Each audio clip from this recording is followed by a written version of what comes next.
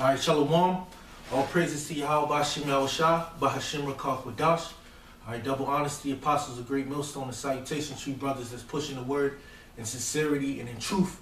Alright, so this is like a quick admonishment, as far as, the times that we're living in, dealing with these scriptures. So I just wanted to read this precept in the book of Revelation. I think it's the 10th chapter, dealing with the bitterness, all right? Dealing with how this word is. It's bitter, all right? You got guys coming as truth, Kwam Yasharala, double honesty, apostles of great millstone, and not being in sincerity and truth. You got to count the cost, because Esau is getting ready to roll on us, pursuant to Revelation 12 and 12. He's messing with the videos, the video pinups, messing with the counts, doing everything to sabotage this truth, so to speak, man. But you can't do nothing against the truth before the truth, man. The word has already gone out. At the end of the day, you're really setting up to demonize the men of the Lord, and that's also part of the bitter part that I'm gonna speak about. So this is this is Revelation 10 verse 10, and it says, "And I took the little book." Now, mind you, this is John the Revelator speaking on the island of Patmos. All right, he was heavily persecuted. He was in the salt mines, man, and that's where he died at.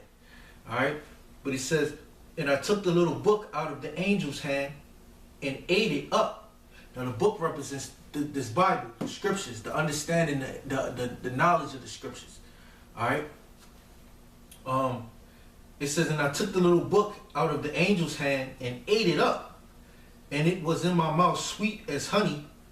So the understanding, when you understand the end game, this whole situation that we find ourselves in, this current distress that we find ourselves in, and you know that there's a greater outcome to it, that's the sweetness of it. So-called white man, you learn the so-called white man is the devil. He's the Edomite. He's the scene of great future judgment. He's going into slavery. All right, you understand that. You understand some milk scriptures, and you're happy about it. You want to tell everybody about it. All right, but that's the sweet part of it. But when you find out that you're telling people about it and they didn't receive it like you received it, that's the other part of it. That's the other part of the truth. So I'm gonna keep on reading. It says, "And I took the little book out of the angel's hand and ate it up, and it was in my mouth sweet as honey." And honey is good. Honey is sweet. And this is likened unto this word. The word is likened unto honey. It's sweet, But it says, "And as soon as I had eaten it, my belly was bitter." So after he ate it, his belly was bitter, because he found out that, look, man, the things that you have to go through, man, you have to endure. Yahweh Shah said, "He that endureth till the end." So you have to go through the persecutions. You have to go through the betrayals. All right, you have to go through the losses of things you might have so-called cared about. All right, in this truth, you have to deal with these things, and that's the bitter part of this truth. And the times that we're entering into the bitter parts, man. It's not going to be always comfortable. We're going to camp. You get a ride to camp, or you're driving to camp. You got the gas. You can afford the gas. We're coming into the bitter part. We're coming into the bitter season of this truth, man, where the Lord is going to put that weight upon you. And you're gonna have to carry your weight. You're gonna have to carry your burden. All right. So I'm gonna read it again. It says, "And I took the little book out of the angel's hand and ate it up, and it was in my mouth sweet as honey." Remember, we're gonna get the kingdom of heaven. We're gonna have women. We're gonna have slaves. All right, we're gonna have the best things in life, and that's the sweet part of it. We're Israelites, but then there's an other side to it, and it couldn't be. The Lord is a balanced and just power. So this scripture right here represents balance. All right, so he ate the roll; it was sweet. I mean, he ate the book and it was sweet. I'm thinking of Ezekiel, because Ezekiel had to deal with the same thing. All right, John the Revelator ate the book; it was sweet. And then when he ingested it, when he figured out everything he had to go through, it became bitter to it. Because John the Revelator caught hell, man.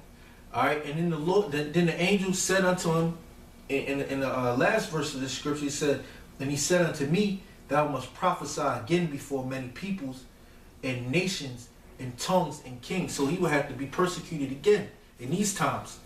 You know, that's the reincarnation scripture, because John the Revelator, he didn't make it off the island of Patmos. He died there. So we'll be talking about the reincarnation. And that was also the bitter part of it, because he had to go through the persecution again. But guess what?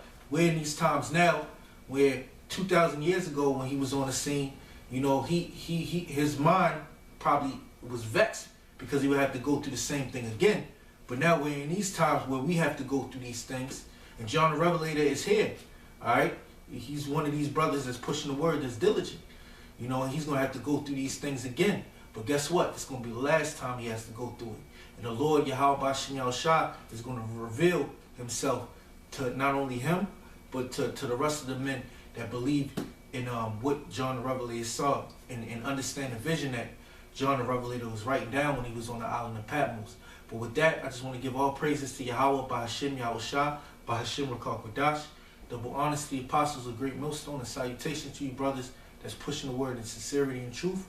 Until the next episode, Shalom.